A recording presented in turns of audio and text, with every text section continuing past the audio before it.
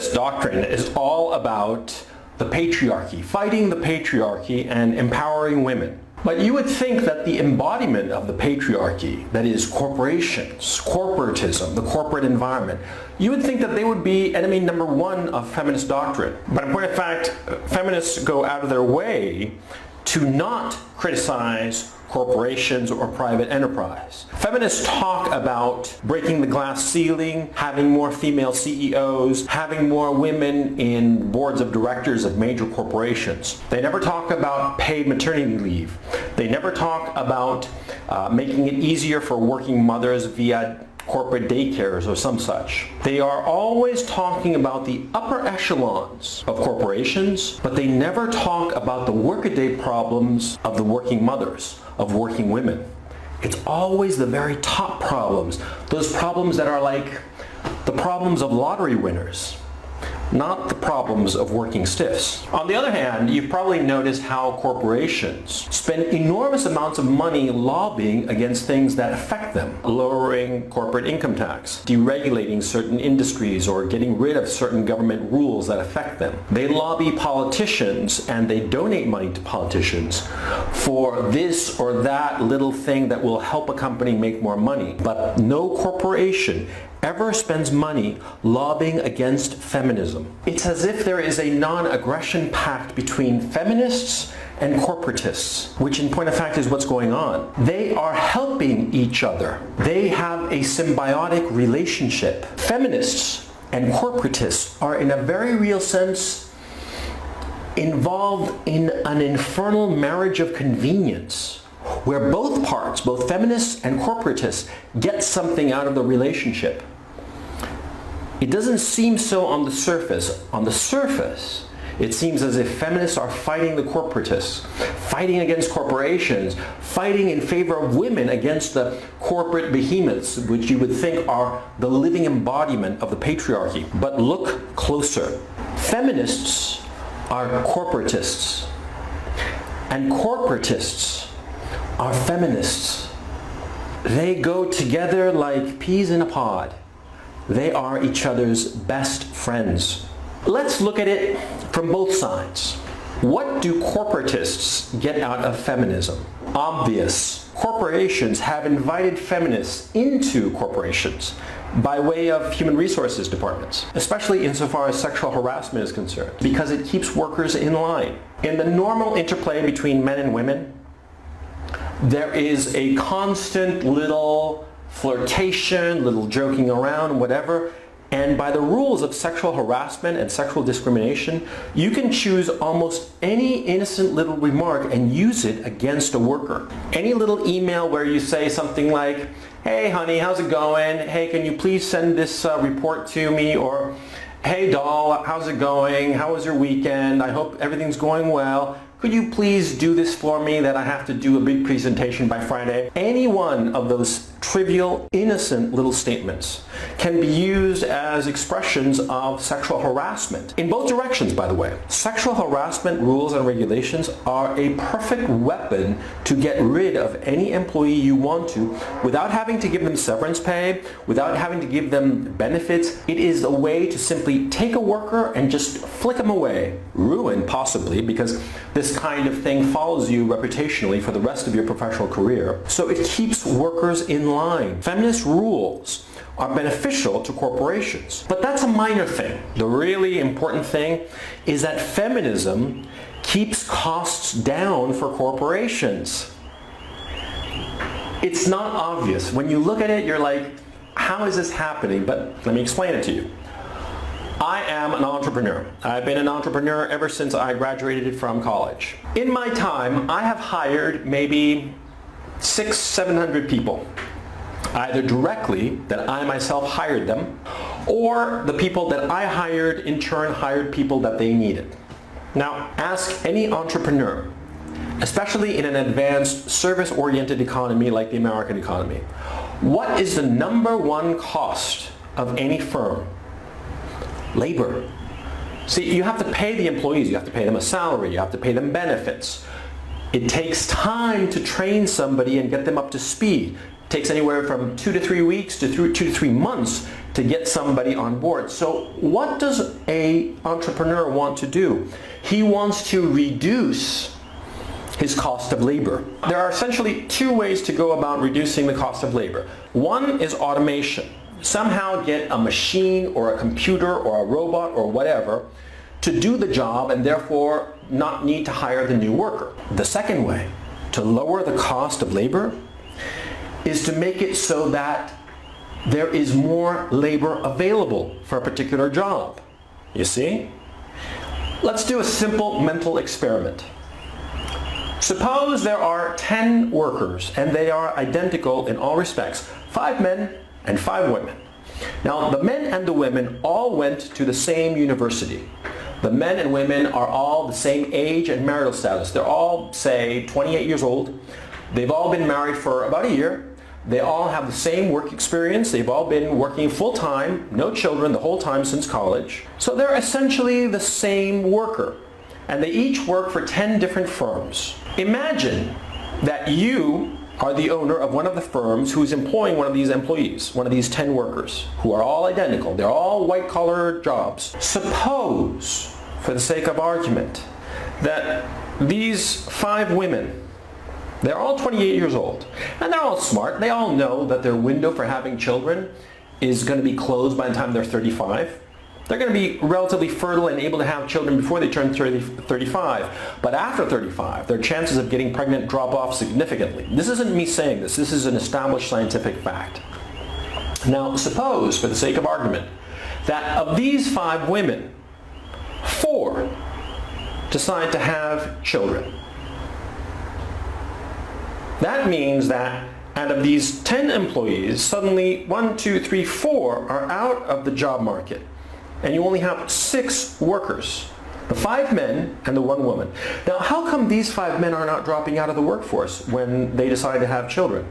Obvious, because see, children, newborns most especially, depend on their mothers. This is a biological fact. It's not something that I'm making up or anybody's making up. It's not something that the patriarchy has invented.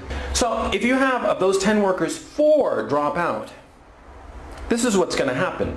Suppose you were employing one of those women who dropped out to have a kid and stay home and take care of that kid because that's what's necessary with a child. All of a sudden, you need to replace this worker who is now gone. How do you do this? Well, there are 6 others who do the same job. And say you were paying the woman who left, you were paying her $50,000 a year. You were paying her $50,000 a year. She left to have a kid. What do? Do you offer $50,000 to the 6 who remain? Of course not. Do you offer them 10% more? No. You offer them 20, perhaps 30% more. That is $60,000, $65,000. And maybe you hire away one of these 6 from one of your competitors or one of the other companies where they work for, right? Maybe. Yeah. Now, suppose you offer $65,000 and the guy over here, he jumps and is over here working for you now, right? Now that guy, that company, no longer has that worker that they were paying $50,000 to. Now the market price has risen to $65,000. This is supply and demand. This isn't even Economics 101. This is Economics 1, first day of class. Supply and demand. So you see, it is to the benefit of corporations and the quote-unquote free market that instead of 4 women dropping out and having babies, only 3 or 2 or only 1 or none drop out of the labor market. Because see, if all these 5 women, if they all decide that their career is more important than their family, then they will not drop out of the labor market and therefore labor prices will remain low. Because this is the dirty little secret of capitalism and feminism.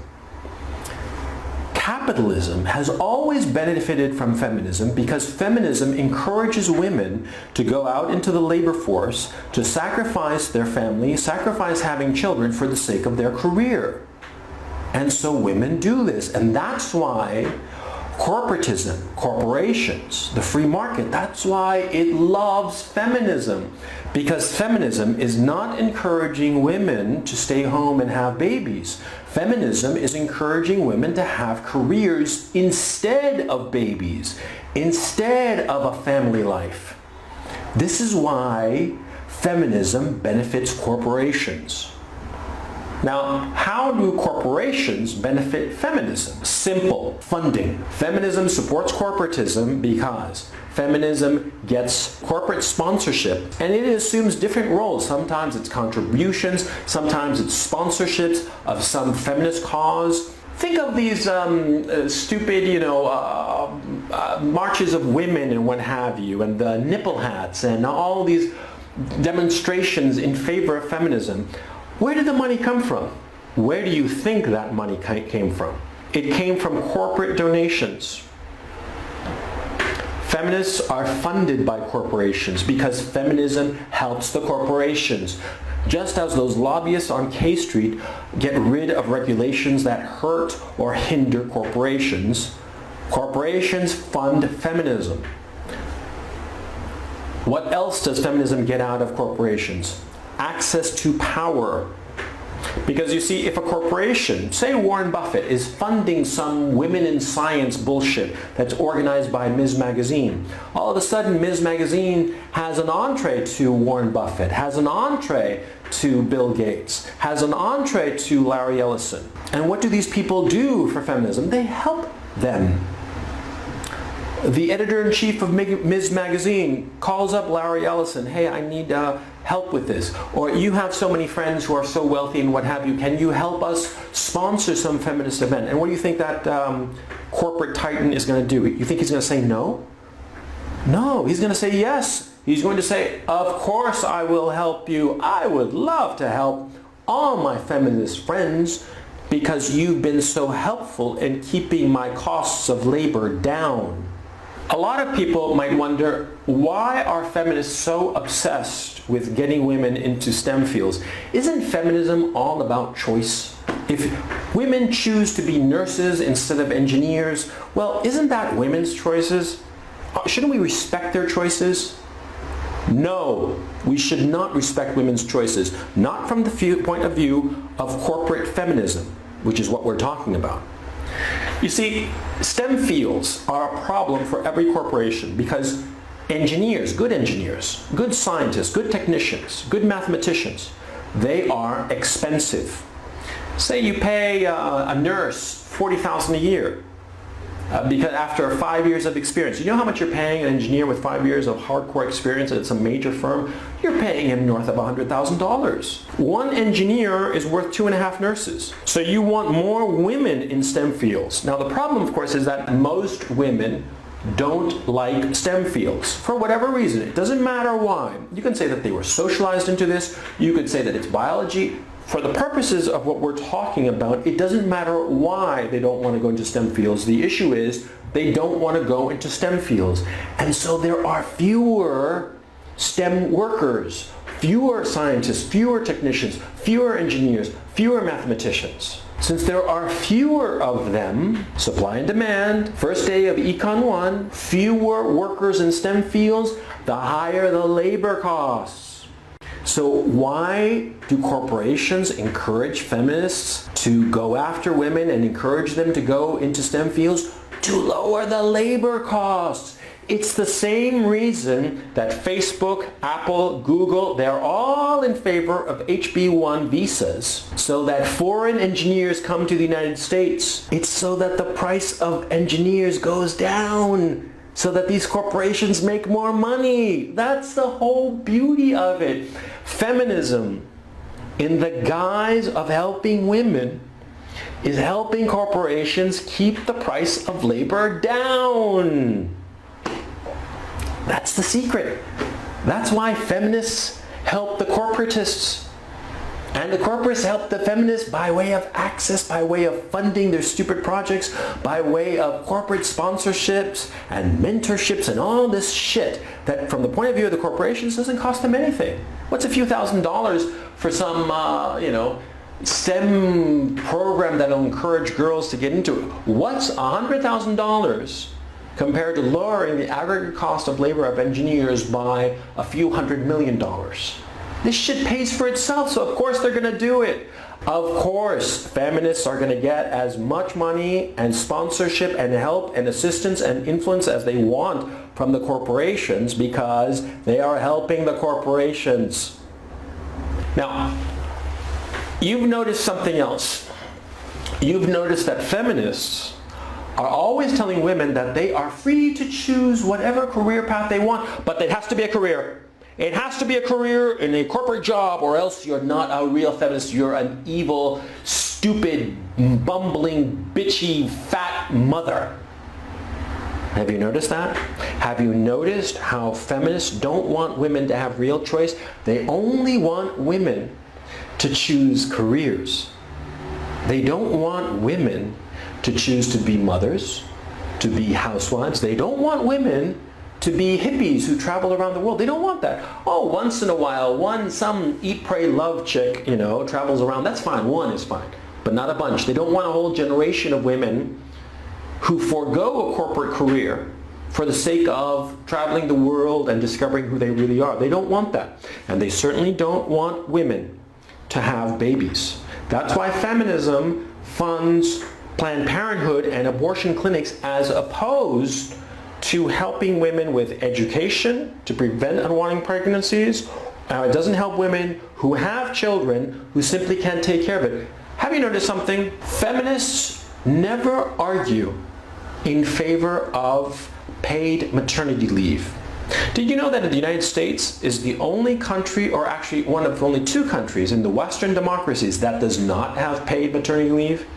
Australia and the US are the only two countries who do not have paid maternity leave. Every other country in the Western democracies has paid maternity leave. Every other country in the OECD has paid maternity leave. Chile is a crappy little country. Where I come from, Chile, this crappy, nothing little country. It has 3 weeks of paid maternity leave before a woman's due date and 12 weeks of paid maternity leave after she has the child. And if the child is premature, if the child has medical problems, that paid leave is extended, and it's paid maternity leave. You're talking almost 4 months of paid maternity leave for a standard normal delivery. In the United States, do you know how much paid maternity leave is? 0. Do you know how much unpaid maternity leave is? I think it's 12 weeks. I could be wrong, maybe 16 weeks, but I'm almost sure it's 12. It doesn't matter. It's unpaid maternity leave. And if a woman comes back to work before that 12-week period is up, no problem. In Chile, it is illegal for a woman to come back from her paid maternity leave before it expires. That is, she has to spend the 12 weeks with her child. It's not because the women are so eager to go back to work. It's that many times women are afraid that they'll lose their job. That's why it's illegal for them. And of course, she is not penalized if she goes back to work early. It's the company that's penalized if she comes back early.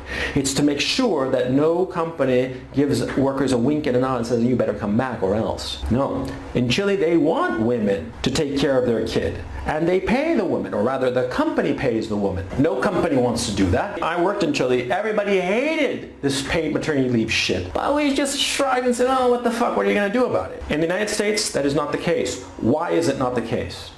How come feminists have not lobbied to have the law changed so that women are able to have paid maternity leave? You have it in France, in the UK, in Germany, in Italy, Spain, Portugal, Austria. Every single Western democracy has it, and quite a few of Eastern European countries have it. Almost all Latin American countries have it. The US and Australia does not. Why is it?